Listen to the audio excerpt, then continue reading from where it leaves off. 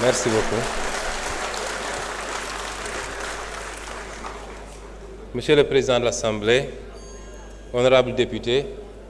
mbokk Sénégal yëpp, li ñu yokk ci mbirum bor bi rek mooy monsieur le ministre de l'économie dafa wax ni borom bor bi moom xamoon na bor bi waaye ñim ko war a wax waxu leen ko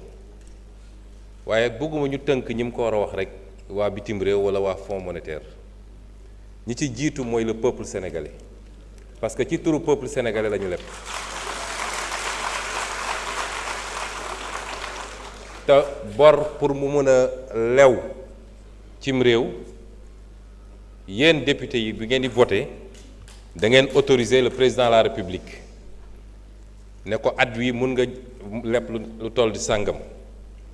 donc bor bi warul génn ci autorisation boobu kon bor bu ñu yëgalul assemblée nationale bi ñu koy contacter nekkul ci cadrage budgétaire bi bor boobu dañoo wor askanu Sénégal ndax dañ koo jël ci turam te moom yëgul te moom moo ko war a fay ñu def ko ci anam boo xam ne respecté wul procédure yi moo tax liggéey bi jeexagul dañ koy continuer ndax ñaar war nañ koo def benn bi mooy surtout lu jëm ci dette bancaire intérieure bi mais bor bi yépp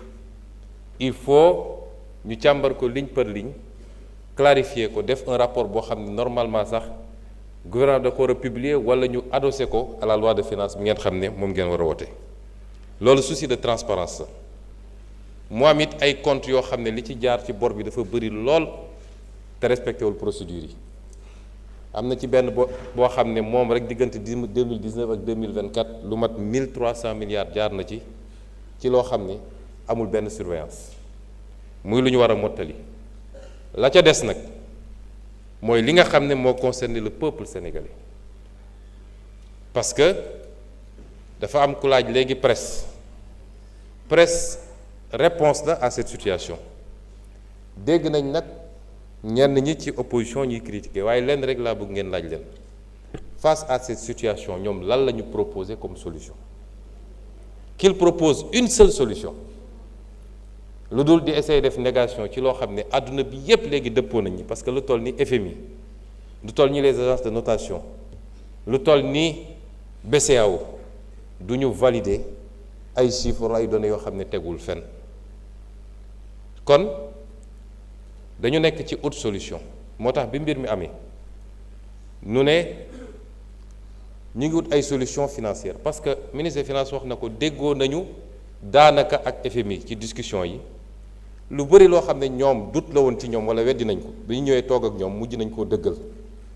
ci suñu capacité ramener le déficit ci nañ ko bëggee sur les projections de croissance et cetera mu des benn rek mooy le financement est-ce que dañ ko boucler wala duñ ko boucler ñu ciy liggéey nag ma ciy féliciter toutes les équipes du ministère de l'économie et des finances ak du ministère des finances et du ministère de l'économie di wut ay solutions yoo xam ne yu yaatu la lii ak waa bitim réew moo tax barki démb gis ngeen ma tukki ànd ak ministre des finances ak directeur de cabinet ci wàllu woowu la waaye ñun dañoo mës a gëm ni yàlla bay sa tool te war nañoo fexe ba di wut des solutions endogènes loolu moo andi le plan de redressement économique ku koy critiquer rek nañu proposer une solution à la place plan de redressement économique bi ñaar moo ko tax a jóg ba ca jëkk mooy fexe ba li nga xam ne lu fondamental la ci ñun ci financer suñu koom ñu fexe ba bañ koo jéggaaniti parce que les financements extérieurs sont des financements yoo xam ne dafa bëri conditionnalité te problème bu ndaw bu amee ci réew mi ñu suspendre ko ñu ne kon nañu fexe ba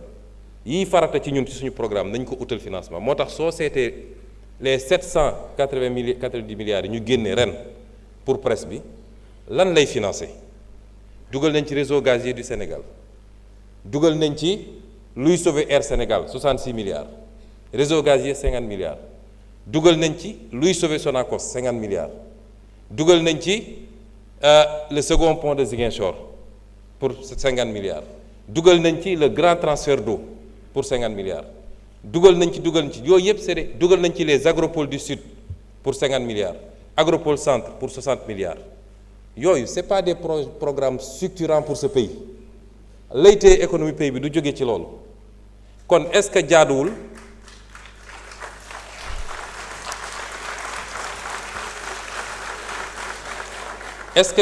ñu war a mën a demander au peuple sénégalais ñun ñëpp bëgg le bien-être du Sénégal état nag financement am du jóge ci poosu nit jógewul ci poosu président Bassirou jógewul ci poosu premier ministre mais financement état la ca ëpp ak noo mën a leb la ca ëpp mi ngi jóge ci contribution intérieure yi mi ngi jóge ci l'impôt gi état yépp nag ci àdduna ñun bokk nañ ci zone yu gën a néew taux de pression fiscale réew yu la gën a développé ñoo la ëpp taux de pression fiscale ñoo gën a mën a réclamer seeni population ñu fay l'impôt kon su dee dañu bëgg réew mi defaru soit ñu continuer ci maquillage bi ñu ne woon di wër di leb di làq lenn ci bor bi wala ñu ne am na loo xam ne war nañ ko mën a defal suñu bopp waaye lan la ñu laaj Sénégalais yi est-ce que dañoo taxé ceeb bi wala diwlin bi wala courant bi wala déedéet non fexe nañu ba cibler des types de dépenses yoo xam ne du ci dépense essentielle pour ki koy def loolu ci yërmande la ci ni ñuy taxé muy les jeux de hasard muy le tabac muy les boissons alcoolisées ak yeneen ak li nga xam ne effortu état bi la ci réduire le train de vie de l'état rien que ci arbitrage budgétaire ren bi man ak ministre des finances ñoo ci liggéey ak direction du budget plus de 280 milliards d'économies budgétaires ci li ñu wàññi ci séminaires yi ci voyage à l'étranger ci yenn ak yeneen pour mën a yokk capacité état bi loolu boo ko boolee dëxëñ ko yooyu yépp moo ñuy permettre ñu dégager des marges budgétaires waaye une partie du presse parce que 499 milliards moo jëm ci financer des projets sur les 790 milliards ak yu des la ca des dafa dem ci consolidation budgétaire bi ñu xool nu ñuy faire évoluer le solde budgétaire te soo seetee mi ngi jóge ci moins 81 milliards pour nekk tey ci presque moins 600 milliards ça veut dire que presse bi am na impact bu significatif ci li ñuy def kon temps bi du mayee ma tënk li nga xam ne mooy impact presse bi parce que dañ cee liggéey ak le ministre conseiller économique du président de la République nga xam ne mooy coordonnateur bureau d'intelligence et de prospective li nga xam ne ci wàllu impact économique net détaillé contribution nette au PIB de 229 milliards représentant 1,6 de croissance supplémentaire loolu ci contribution économique la